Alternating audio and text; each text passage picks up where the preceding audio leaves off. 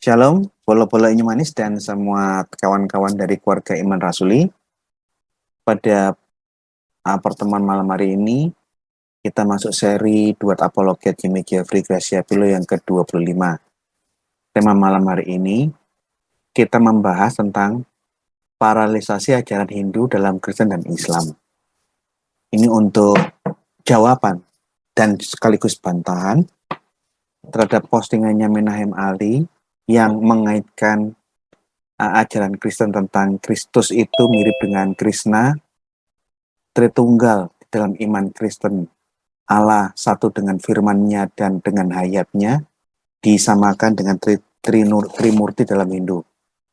Untuk menyingkat waktu, yuk kita bahas mengenai tentang kemiripan kesamaan di dalam ajaran Hindu, di dalam ajaran Kristen dan Islam. Paralelisasi ini sesuatu yang umum, sangat umum dan wajar kita mencari kesamaan di semua keyakinan. Keyakinan yang satu dicari kesamaan titik temu kemiripan ajaran dengan keyakinan yang lain. Yang mana paralelisasi tidak menyamakan pasti 100%, tapi mencari kemiripan. Ini sesuatu yang sangat-sangat umum, sangat-sangat wajar. Seperti misalnya kita mencari paralelisasi doktrin kekristenan dengan Islam. Di bidang apa kita sama, tapi kita pun tahu di bidang apa kita berbeda. Bahkan malam hari ini kita akan mengkaji tentang kesesuaian doktrin-doktrin Islam dengan ajaran Hindu. Termasuk kita juga bisa mencari paralelisasi, bahkan pengaruh dari agama Sabiin, agama Mani di dalam Islam. Yang ini juga pernah sedikit saya singgung di channel Inyo Manis. Nah, oleh karena itu, kita juga bisa mencari kesamaan dari kelompok. Misalnya agama-agama yang menyembah satu Tuhan, tergolong dengan monoteisme. Apakah itu agama Mani, apa agama Sabiin, atau agama Mesir kuno, Fir'aun Akhenaton, itu Fir'aun Mesir di zaman Mesir kuno yang hanya percaya kepada satu Allah yang esa, tapi dalam konsep Mesir kuno. Atau kita bisa melihat kepercayaan sistemnya henoteisme. Ada banyak Allah, tapi hanya ada satu dewa yang tertinggi, yang membawai semua dewa-dewa yang kecil. Atau politeisme atau panteisme. Dari pengelompokan-pengelompokan ini kita bisa mencari paralelisasi satu sama lain. Jadi, bahkan kalau kita ngomong lebih dalam lagi, manusia aliran kepercayaannya apapun, baik zaman modern maupun sampai zaman yang paling kuno, dia memiliki naluri alamiah untuk mencari sesuatu di luar dirinya, sesuatu yang maha kuasa, sesuatu yang adikodrati. Entah zaman kuno atau zaman sekarang, dalam semua kepercayaan ada kecenderungan umum seperti ini. Oleh karena itu, kalau di zaman yang melihat latar belakang di Indonesia, keyakinan-keyakinan animisme, dinamisme, agama-agama suku, mereka ada suatu keyakinan naluri alamiah untuk mencari sesuatu yang di luar dirinya yang dianggap besar. Ini kemiripan umum di semua abad, di semua generasi. Ada kecenderungan naluri alamiah untuk mencari yang adikodrati. Karena kita bisa melihat ada kemiripan bahwa agama Kejawen, agama Viking, agama Mesir kuno, mereka memiliki kecenderungan mempercayai adanya sesuatu yang adikodrati dan yang mereka selalu cari. Apakah kita langsung mengklaim bahwa kepercayaan Kristen yang mempercayai adanya sesuatu yang adikodrati di luar manusia itu pasti dipengaruhi oleh agama Viking, agama Mesir kuno, agama kepercayaan Kejawen? Ya tidak bisa seperti itu toh. Ini sesuatu yang umum kok. Naluri manusia selalu mencari sang pencipta. mencari sesuatu yang adikodrati. Di kepercayaan manapun, di zaman apapun. Oleh karena itu, mereka menyembah batu karena dia ada suatu anggapan di dalam batu itu ada suatu kekuatan yang luar biasa. Nyembah pohon atau apapun, nyembah matahari, nyembah bintang, yang dianggap sebagai media bahwa ada sesuatu yang luar biasa di tempat-tempat yang mereka sembah. Tidak secara filsafat dapat diambilkan garis kalimat pendek seperti ini. Kecenderungan mencari sesuatu membuktikan sesuatu itu ada. Manusia cenderung mencari Allah, mencari Sang Pencipta, mencari Yang Maha Kuasa. Itu membuktikan bahwa Yang Maha Kuasa itu ada, yang adikodrati itu ada. Entah ketemu apa tidak. Misalnya saya mencari makan. Saya mencari makanan. Apakah saya menemukan apa tidak? Kecenderungan saya mencari makanan membuktikan bahwa makanan itu ada. Saya mencari es yang manis. Di saat saya berusaha mencari es yang manis, itu sudah membuktikan bahwa es yang manis itu ada. Entah sudah ketemu, apa tidak ketemu, ini urusan lain. Kecenderungan mencari sesuatu membuktikan sesuatu itu ada.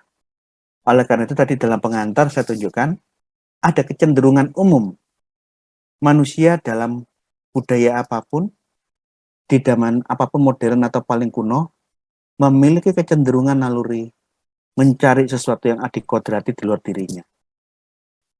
Kecenderungan semacam ini membuktikan bahwa adikodrati yang dia cari itu ada. Entah nanti mereka ketemu apa tidak, itu urusan lain. Nah, kalau kita menggunakan kesamaan-kesamaan umum dan membuat suatu bahwa ini dipengaruhi itu ini sesuatu yang rasanya terlalu cepat ya, sesuatu yang terlalu cepat mengambil keputusan. Contoh, selain tentang kesamaan umum bahwa setiap manusia di abad apapun, di zaman apapun memiliki kecenderungan mencari Allah. Ada kesamaan yang umum. Di mayoritas kepercayaan, mereka percaya bahwa yang adikodrati itu ada, yang maha kuasa itu ada, dan yang maha kuasa, entah apa namanya, yang adikodrati sanggup menjelma.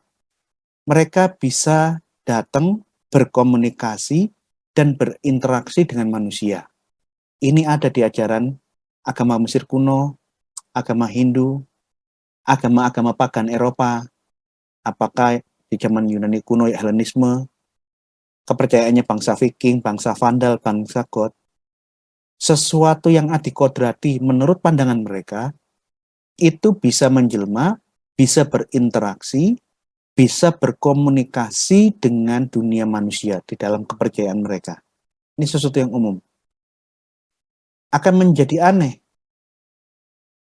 kalau secara umum kepercayaan apapun yang paling kuno pun mempercayai bahwa yang adikodrati memiliki kemampuan untuk bisa berkomunikasi dan berinteraksi dengan manusia dengan cara-cara yang dapat dipahami manusia. Ini kecenderungan umum di semua keyakinan. Ini menjadi menarik. Kalau sampai konsep bahwa dia maha kuasa, oleh karena dia maha kuasa, maka dia pasti mampu berkomunikasi, berinteraksi dengan kita yang manusia. Suatu paham yang mengatakan dia maha kuasa, tapi dia diteruskan dengan pernyataan bahwa Allah itu tidak mampu, tidak bisa, dan tidak sanggup menjelma.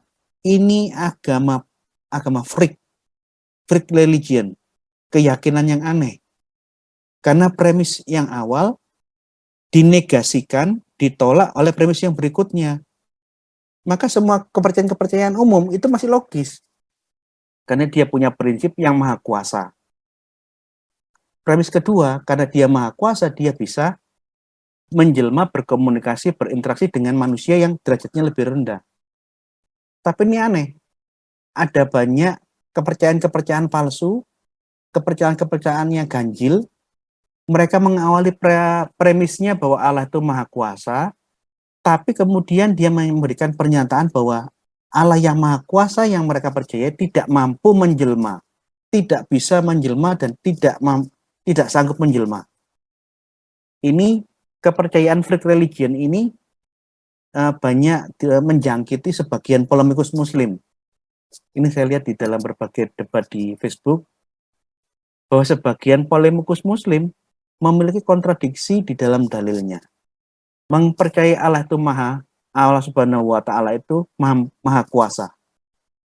Tidak ada persamaannya. Tetapi Allah yang maha kuasa itu dipastikan dia tidak mampu menjelma.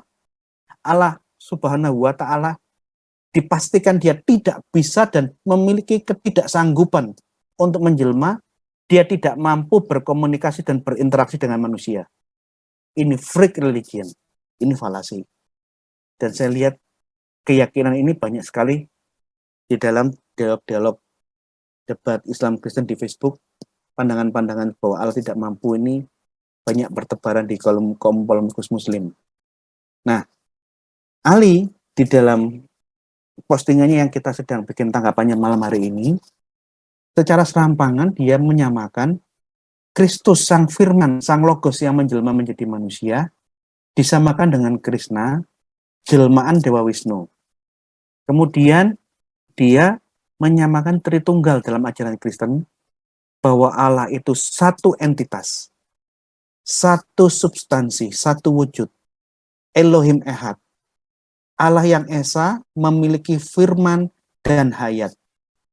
Itu Allah yang Esa. Tritunggal, yaitu Allah, firman Allah, dan roh Allah itu satu di dalam ajaran Kristen, dengan serampangan disamakan dengan Trimurti dalam konsep Hindu. Ini menggelikan, ini menggelikan.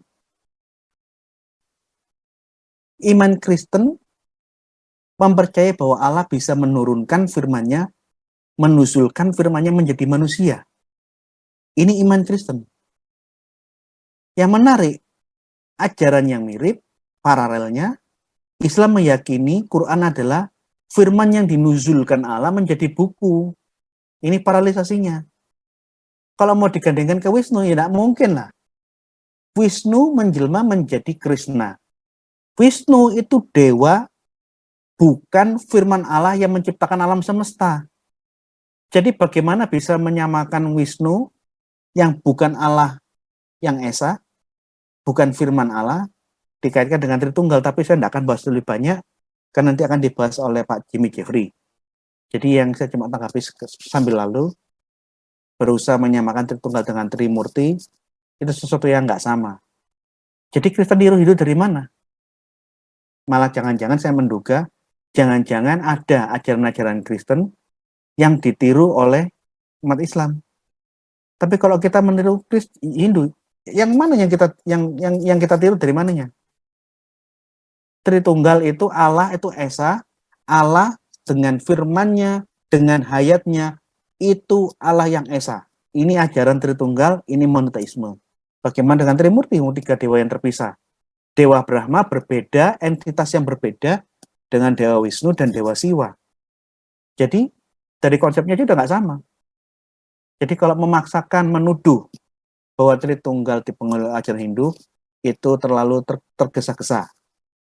Yesus adalah sang firman, logos yang satu dengan sang Bapa. Dia pencipta segala sesuatu yang ada. Wisnu dewa. Dia bukan firman Allah, dia bukan pencipta alam semesta ini. Jadi mau menyamakannya dari mana? Dewa di dalam konsep Hindu itu bukan Tuhan, bukan. Dewa itu sesuatu yang di bawah Allah, di bawah Tuhan. Dia bukan Tuhan itu sendiri. Terus dari substansi yang awalnya aja udah berbeda, kita dipengaruhi dari mananya? Tidak ada yang sama. Nah, Yesus itu adalah firman yang menjelma, dan firman telah menjadi manusia yang adikodrati menjelma. Ini umum dipercayai.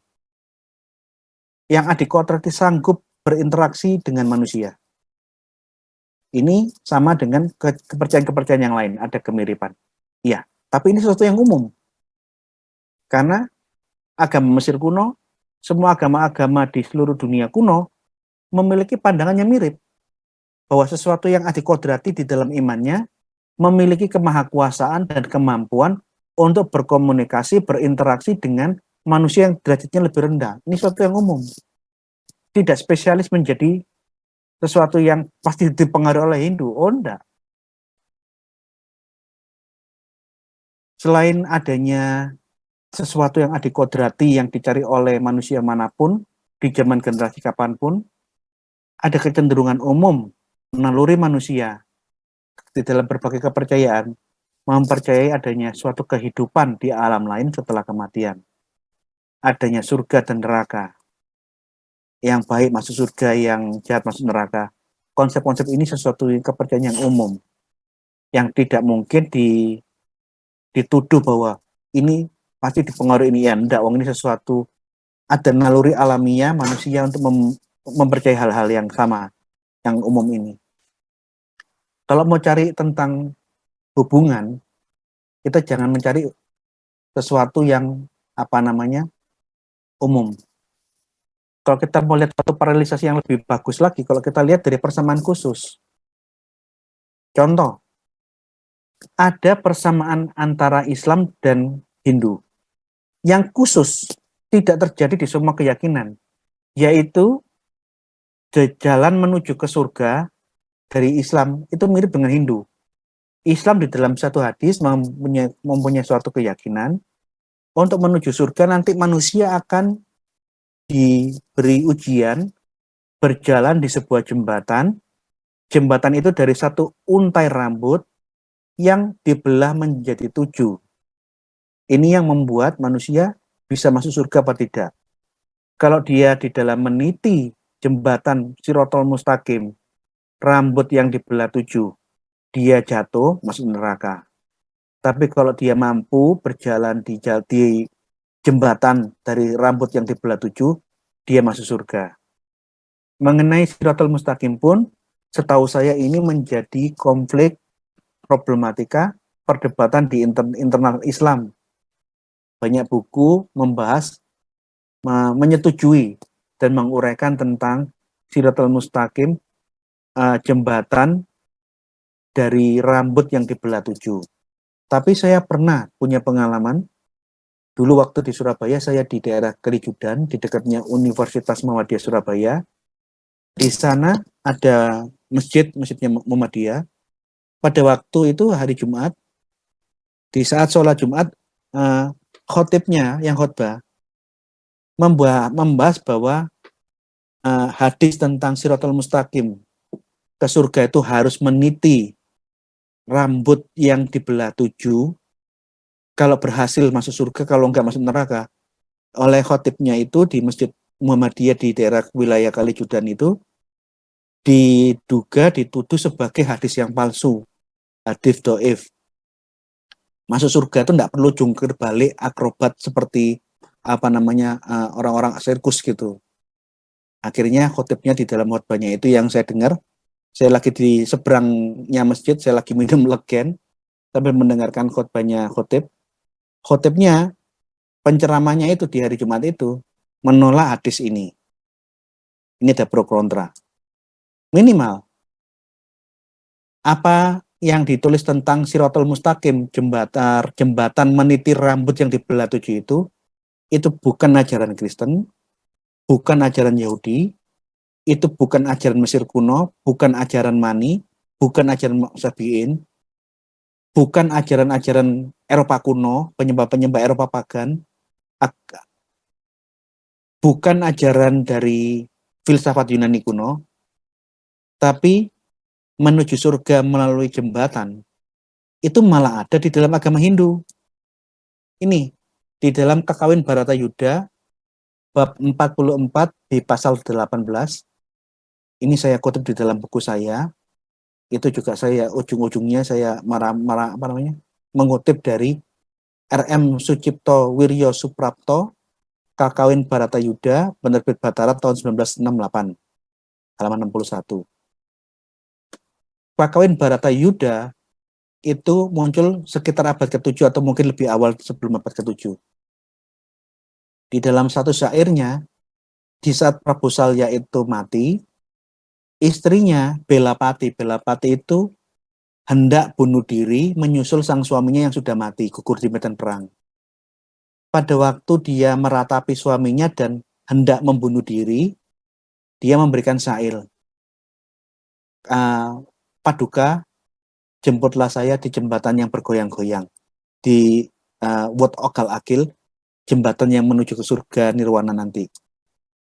Di dalam bahasa Jawa kunonya tertulis, nging pitangkwa Tuhan papat nguang irikan Wat Ogal Agil inamba enggungan tes-tesnya ngewang ikana tanwani lumampah agigu ritayanta raksaka yat satun jeneka ngamer surawadu kita sumelango ya nistura palih ta walasta ringwang angamun pati lumaku lono murang-murang.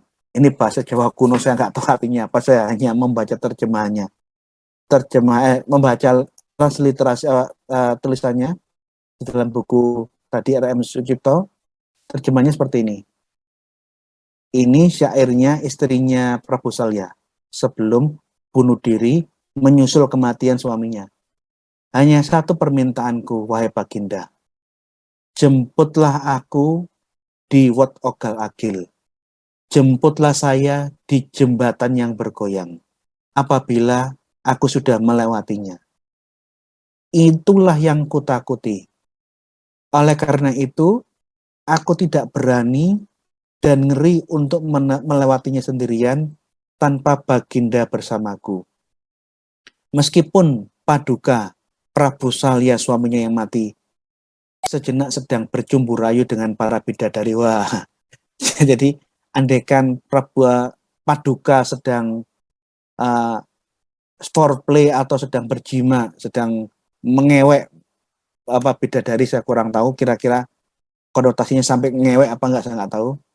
Berhentilah sejenak. Jangan menegakkan saya. Andai kata kamu sedang berjumbu dengan bidadari, di saat aku sudah melewati jembatan yang bergoyang-goyang Wat Ogal Agil, berhentilah sebentar. Berikanlah separuh saja belas kasihan Baginda untukku, yang sekedar menunggu kematian ini. Sedang dalam perjalanan aku selalu tersedat ke sana kemari. Jadi kalau Baginda, aku mohon, andai kata kamu sedang bercumbu rayu dengan para bidadari, di saat aku datang melewati jembatan Wat Ogal Agil sampai ke nirwana, di saat Anda sedang bercumbu rayu, berhentilah. Sapalah aku, temuilah aku. Setelah itu nanti Baginda mau bersenggama lagi dengan para bidadari, mau bercumbu rayu, silakan. Aku cuma ingin ketemu, temuilah saya. Wah, kira-kira begitu. Ini saudara, pandangan bahwa di surga ada seks ini ada beberapa kepercayaan. Agama Helenisme, apakah agama Hindu itu maksudnya hanya sekedar bercumbu rayu, cium-ciuman, atau sampai berhubungan seks? Saya kurang tahu. Ini saya akan gali lebih dalam. Apakah di dalam konsep nirwana surganya Hindu ada hubungan seks apa tidak, saya kurang tahu. Yang saya baca ya tadi di dalam Kakawin Bharatayuddha ya seperti itu. Di dalam bidat Kristen abad pertama Serinthus ada pernikahan selama 1000 tahun di kerajaan di surga. Dan yang paling terkenal yang mempropagandakan adanya seks di dalam surga itu Islam. Banyak sekali ceramah-ceramah di YouTube yang menyebutkan bahwa kenikmatan surga di dalam ajaran Islam mendapatkan seks yang luar biasa dengan banyak bidadari. Nah, ke surga melewati jembatan itu ada di dalam hadis Siratul Mustaqim. Satu rambut titian yang dibelah 7. Kalau dia orang baik, dia pasti bisa melewati titian yang dibelah 7. Tapi kalau dia orang jahat, dia pasti jatuh, dia masuk neraka. Ke surga melewati jembatan, melewati suatu alat, itu hanya di dalam ajaran agama Hindu. Wat Ogal Agil. Ini yang namanya kesamaan khusus. Nggak semua agama mempercayai ini. Hanya ada di dalam Kakawin Bharatayuddha yang muncul di abad ke-7 atau sebelum abad ke-7. Dan yang mirip itu hanya ada di dalam Islam. Nah, jadi kalau kita mencari pengaruh ini dengan ini berdasarkan kesamaan umum, bahwa semua manusia di zaman yang paling purba pun percaya tentang adanya yang adikodrati. Itu naluri umum ini. Sesuatu yang umum tidak bisa dianggap ini mempengaruhi yang lain, tidak ada. Adanya kepercayaan, keyakinan bahwa setelah kita mati, ada kehidupan setelah kematian. Ini suatu pandangan-pandangan yang banyak kita jumpai di banyak agama, kepercayaan. Adanya pahala, adanya hukuman, sanksi, adanya surga, adanya neraka, adanya karma. Ini suatu kebenaran-kebenaran umum. Kepercayaan-kepercayaan yang bersifat umum.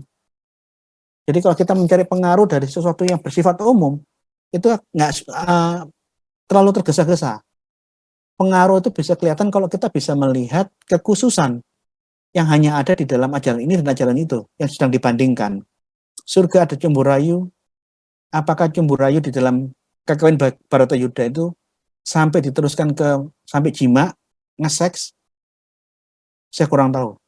Kan di dalam kakawin Baratayuda yang dikatakan, andai kata Baginda sedang bercemburayu dengan para bidadari, berhentilah sejenak. Jangan menegakkan saya. Nah, pergi ke surga lewat jembatan yang bergoyang-goyang. Ini mirip dengan konsep Siratal Mustaqim di dalam hadis. Jadi malah di sini yang saya lihat ada paralelisasi kemiripan ajaran Hindu dan Islam mengenai ajaran cemburayu di surga dan ke surga melalui suatu jembatan titian yang dibelah 7 di dalam Islam atau jembatan yang bergoyang-goyang seperti kakawin Baratayuda. Jadi kalau berusaha mencari menyamakan ajaran Kristen dengan Hindu berdasarkan aturan-aturan kaidah-kaidah umum, keyakinan umum semua manusia, itu terlalu tergesa-gesa. Nanti selebihnya saya serahkan ke Pak Jimmy Jeffrey untuk membahas lebih lanjut mengenai Kristologi dan Tritunggal di dalam iman Kristen. Apa benar Kristus itu meniru konsepnya Krishna? Apakah benar Tritunggal di dalam iman Kristen Allah, firman Allah, dan roh Allah, hayat Allah itu satu substansi Allah yang esa? Apakah sama dengan Trimurti? Silakan dijelaskan lebih lanjut oleh saudara saya Pak Jimmy Jeffrey. Mari Pak Jimmy Jeffrey, silakan. Terima kasih atas kesempatannya. Kita membahas sebuah topik yang melibatkan 3 agama besar selain Kristen, Islam, juga Hindu. Maka karena juga berkaitan dengan kitab suci oleh saudara kita umat Hindu, maka saya perlu hati-hati menyikapi persoalan ini dengan mencoba kembali mempelajari beberapa inti pengajaran mereka, umat Hindu, seperti dalam kitab mereka, kitab suci mereka, Bhagavad Gita. Ini kitabnya cukup tebal, agar kita tidak salah memposisikan posisi teologis Hindu. Jadi kita tidak menilai masalah benar tidaknya, tetapi kita harus melihat secara substansi yang diangkat oleh Menahem Ali.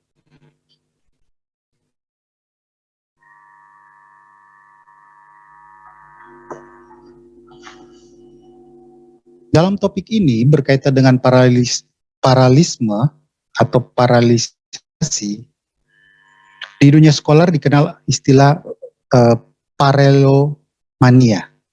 Paralelomania.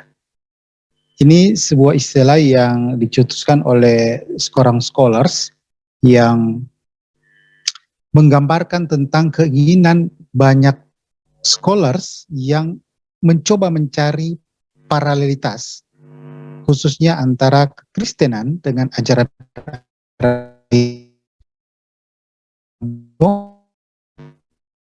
mengait. Nah, tetapi kata paralelomania ini dalam perspektif negatif karena apa? Karena beberapa scholar tersebut akhirnya sudah kebablasan. Artinya, sesuatu yang sebenarnya tidak paralel secara signifikan, tetapi dikait-kaitkan, bahkan menciptakan beberapa detail yang keliru. Misalnya scholar seperti Murdoch, ya Akaria, yang menuliskan tentang paralelisasi Kristen dengan ajaran-ajaran kuno, tetapi akhirnya menciptakan beberapa detail yang tidak tepat. Misalnya mengatakan Kristus lahir tanggal 25, demikian juga beberapa dewa lainnya, Krishna dan lainnya juga lahir tanggal 25. Menyebut juga Krishna dilahirkan dari perawan, demikian juga Kristus. Lalu dikatakan juga Krishna dan beberapa lainnya itu mati disalibkan sama seperti Kristus. Ternyata setelah diteliti secara detail data sejarah yang ada, tidak seperti itu. Jadi tidak ada data yang menunjukkan bahwa Krishna itu lahir dari ibu yang perawan. Justru faktanya sebaliknya. Demikian juga menyangkut tanggal 25, tidak ada data menyebut Krishna lahir tanggal 25, dan apalagi Krishna pernah mati, kemudian disalibkan bangkit dan sebagainya. Nah itulah, jadi banyak akhirnya menciptakan hoax-hoax baru, membandingkan, mencari hubungan paralitas kekristenan dan ajaran kuno lainnya. Nah, dalam hal ini, Menahem Ali melakukan upaya yang serupa, tetapi dengan soft, jadi dengan lebih soft, mencari konsep-konsep yang mirip secara teologis. Jadi bukan pada detail fakta historisnya, tetapi pada kemiripan makna teologisnya.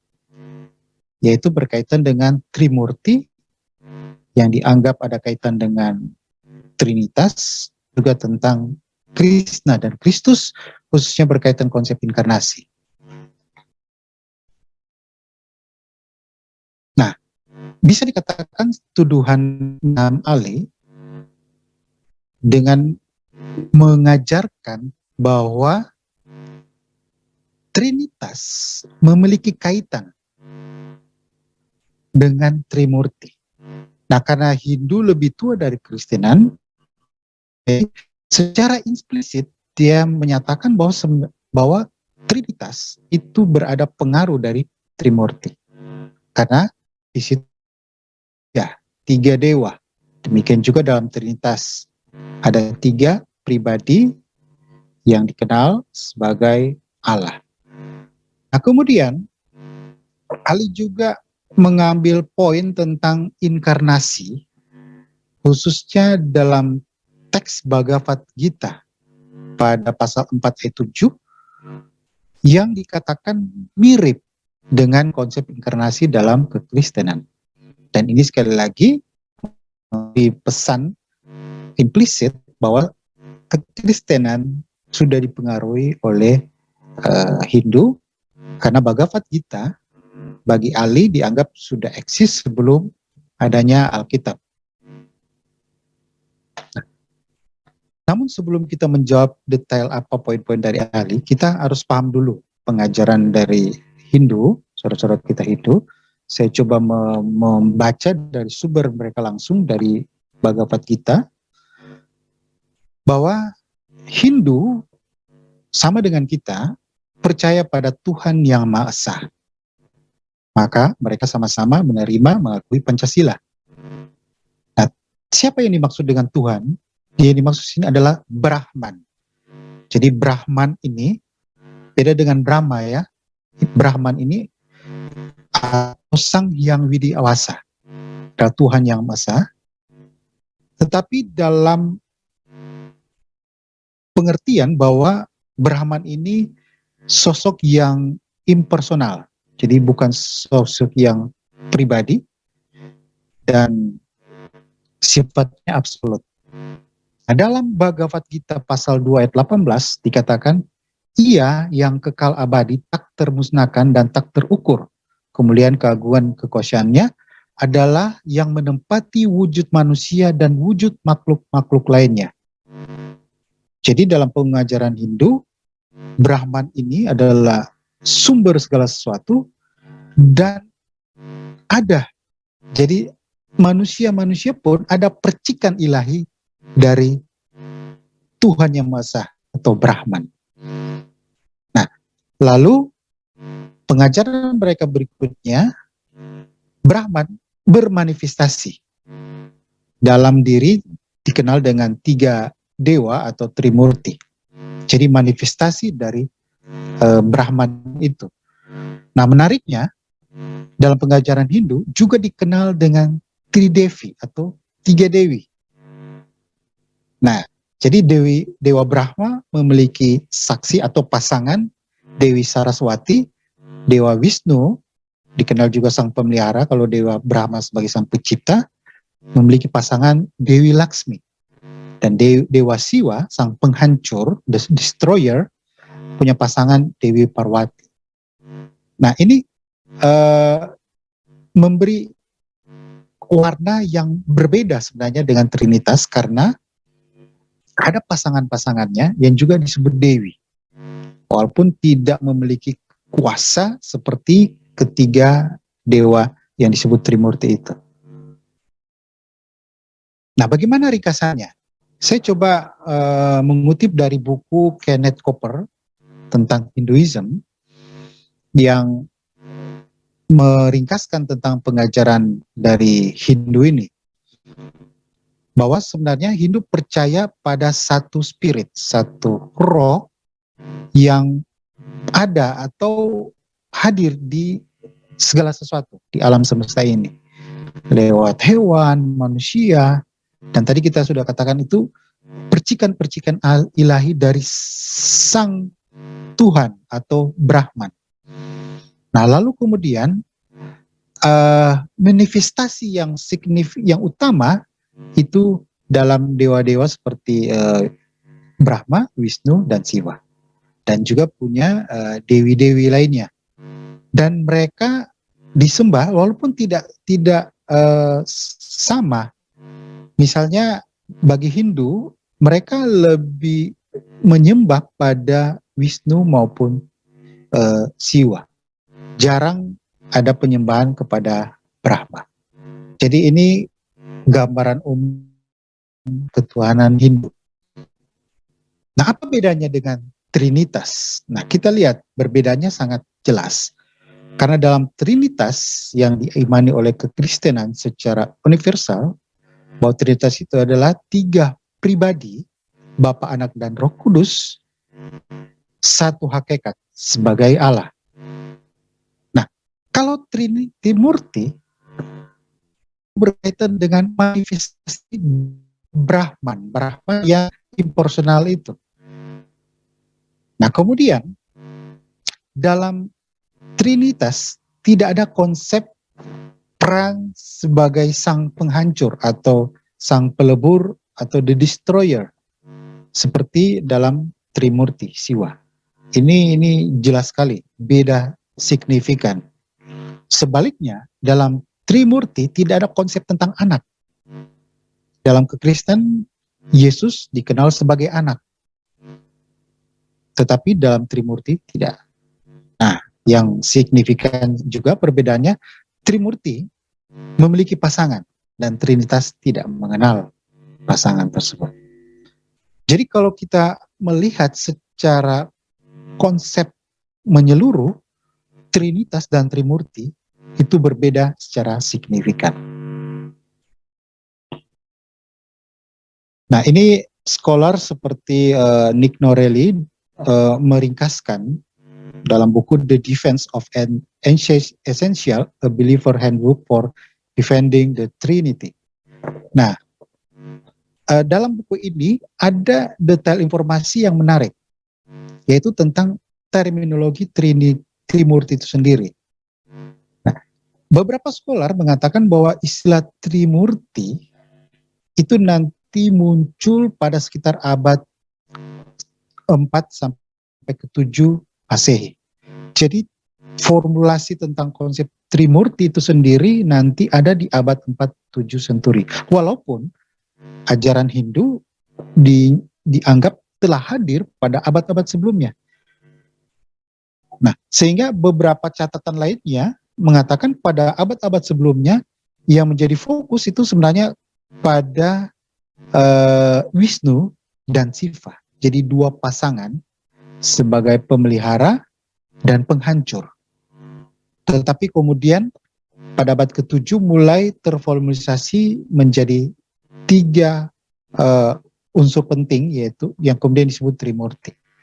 Nah, ini jika data ini bisa terverifikasi dan akurat, justru ini menunjukkan bahwa sebenarnya Trinitas itu sudah eksis sebelum Trimurti itu sendiri hadir.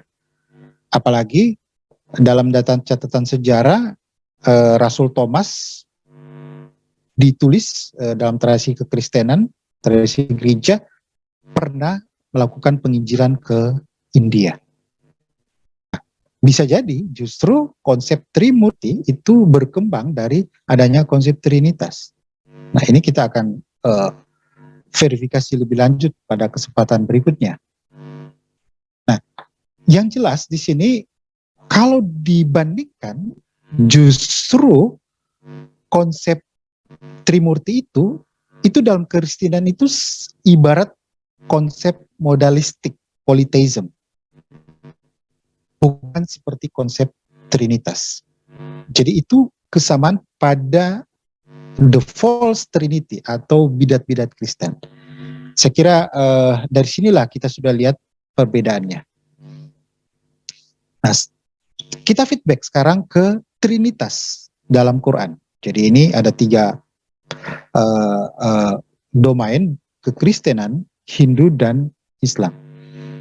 Nah, dalam Quran kita sudah pernah bahas sebelumnya. Ternyata konsep Trinitas yang dimaksud itu berkaitan dengan unsur oknum Bapa,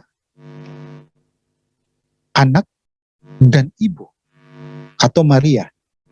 Seperti dalam Quran surah Al-Maidah 116, Hai Isa putra Maryam, adakah kamu mengatakan kepada manusia, jadikanlah aku dan ibuku 2 orang Tuhan selain Allah. Nah, berarti ini menunjukkan Trinitas. Artinya ada 3 dan 1. Tetapi konsep Trinitas dalam Quran ini menunjukkan Bapa, Putra, dan Ibu. Nah, ternyata kalau kita coba melihat hubungannya dengan data konteks sejarah di Arabia, justru ada paralel yang clear, yang jelas sebenarnya dengan salah satu ajaran disebut Kolridian yang mengajarkan tentang Dewi mereka sebagai Maria. Jadi mereka menyembah pada Dewi menjadi Tuhan yang kemudian itu ada pada sosok Maria. Jadi ini sebuah sinkretisme dengan kekristenan. Sehingga Maria dikatakan dalam Dictionary of Christian Biography, Mary is to be honored, God only to be worshipped. Jadi ada penghormatan luar biasa terhadap Maria, sehingga Maria ini menjadi sosok yang ilahi di samping Bapa dan Anak. Dan ternyata ada paralelnya sebenarnya dengan pengajaran dari Quran. Nah, ini menarik sebenarnya.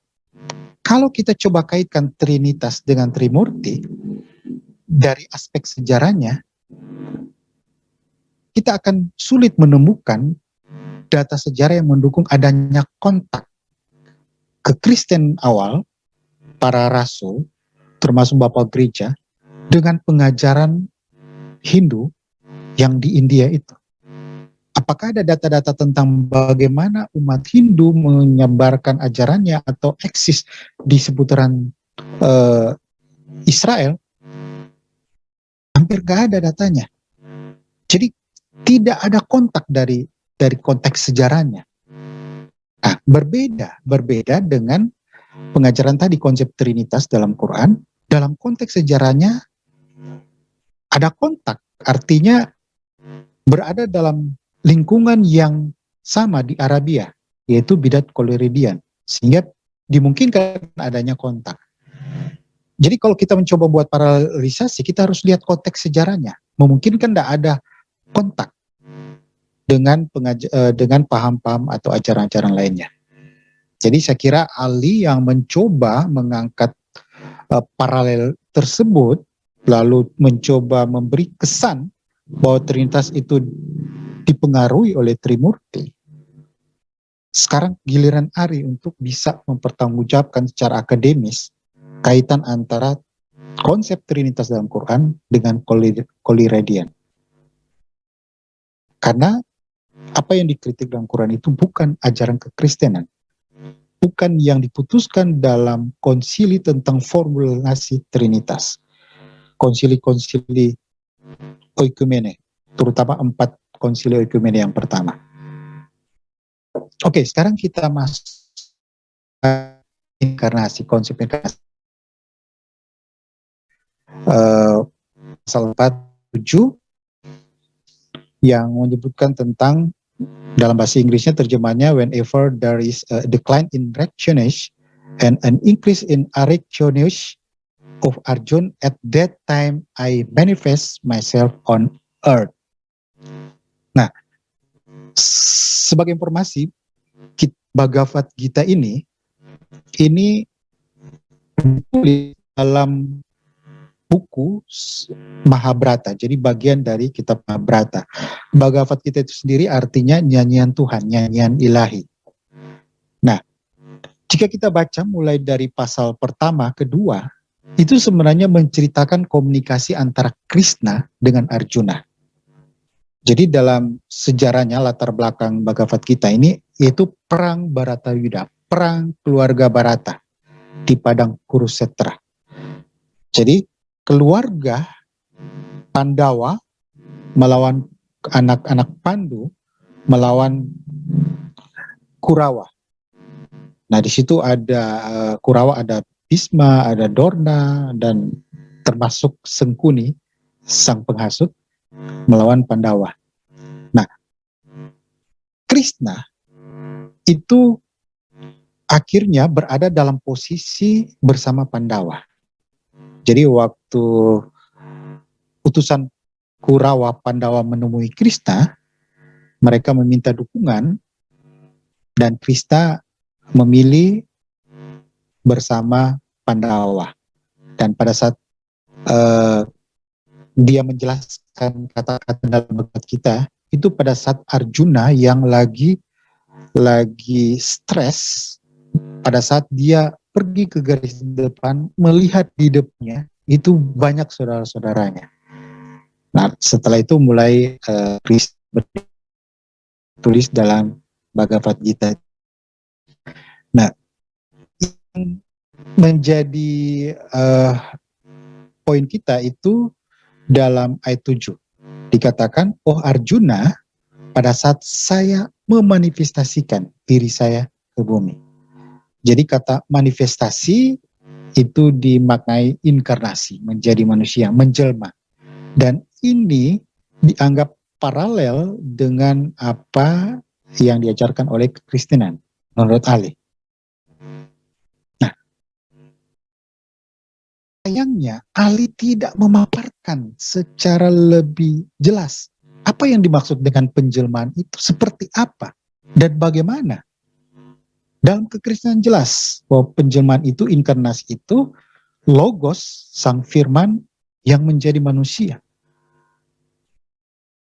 Tetapi dalam pengajaran Hindu, penjelmaan itu dalam bentuk yang disebut sebagai avatar. Nah, ini istilah avatar lagi top lagi dengan isu-isu metaverse. Jadi pada waktu kita masuk ke dunia metaverse, kita memiliki avatar, semacam penjelmaan diri kita. Sehingga Krishna yang menjelma itu adalah salah satu avatar. Dan ternyata penjelmaan itu banyak. Tetapi ada sekitar 9-10 penjelmaan avatar yang sangat dikenal, dan ini beberapa kategorinya. Ada yang Aves Avatar.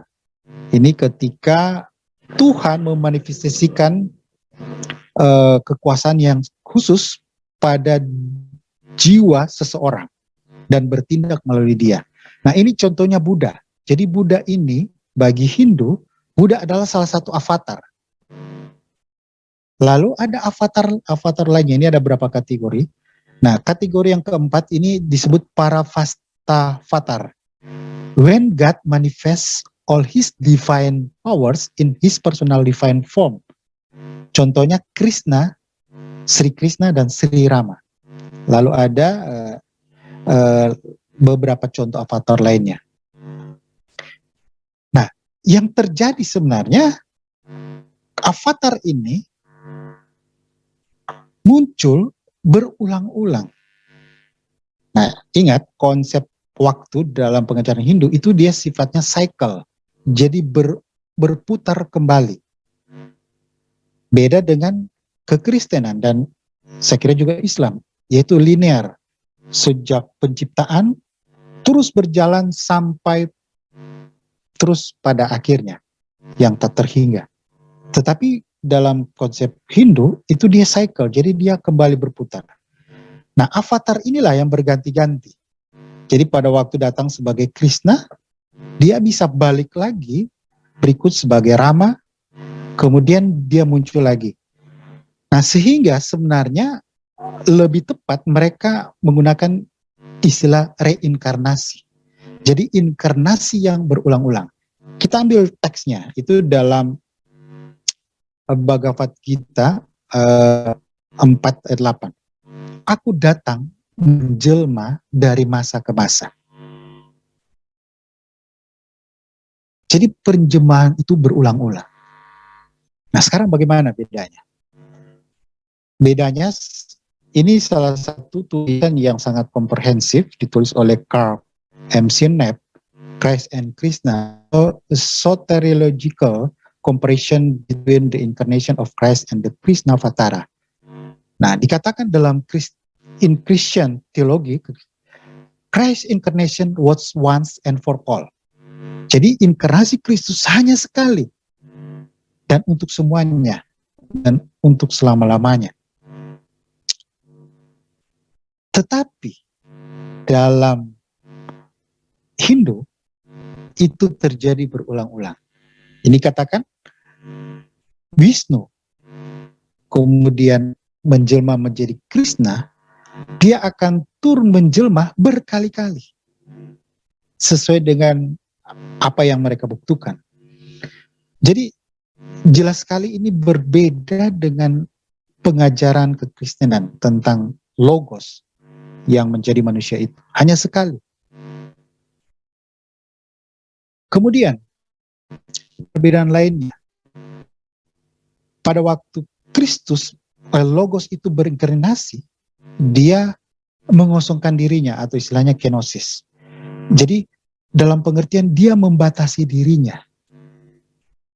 Atribut-atribut keilahian yang dimilikinya itu tidak hilang, tetapi dia secara sukarela membatasi penggunaannya.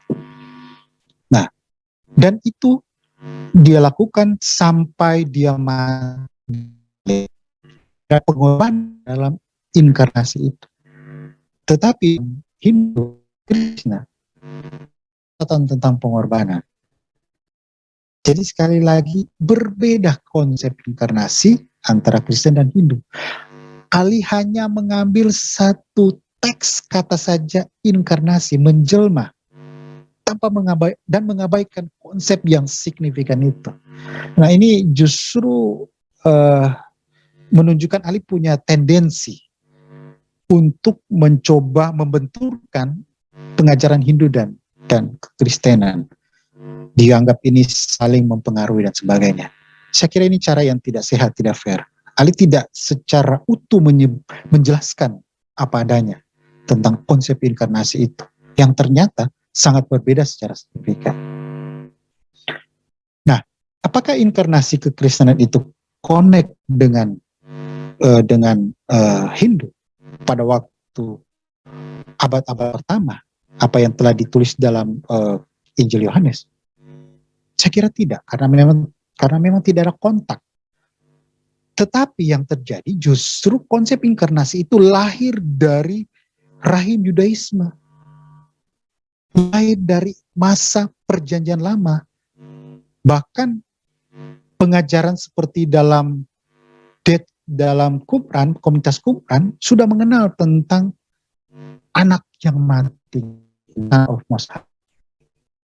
Salah satu scholars Yahudi sendiri, Daniel Boyarin, dalam bukunya The Jews Gospel, dia mengatakan begini, Jews will have to stop vilifying Christian idea about God simply a collection of endeavors, perhaps pagan, and in the case bizarre fantasies.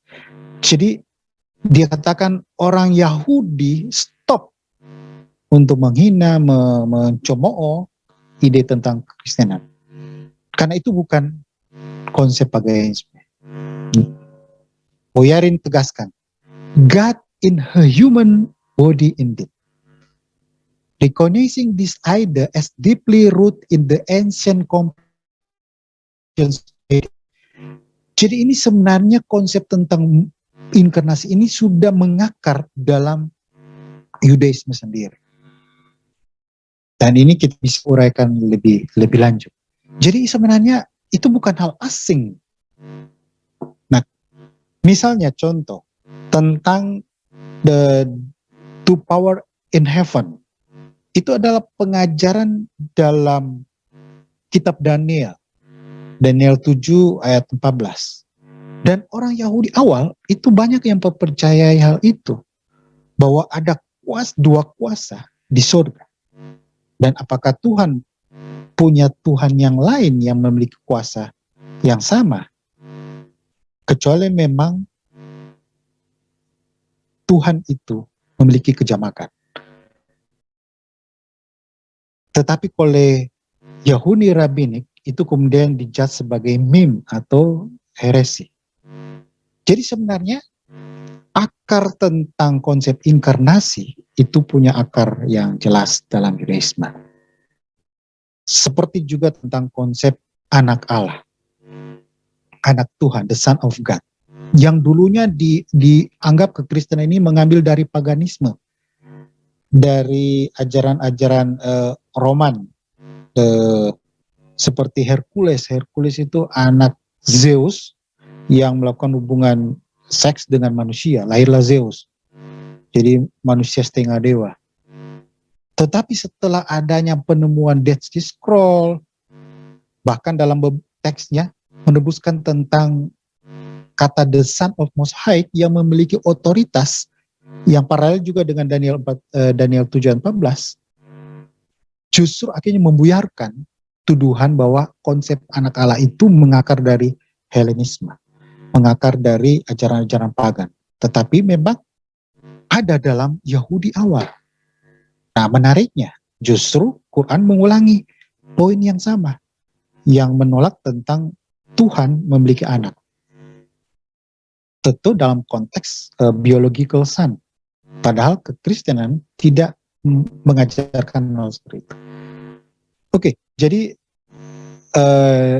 kita tegaskan sekali lagi, apa stasikan Ali itu sama sekali tidak punya dasar. Ya, demikian. Terima kasih.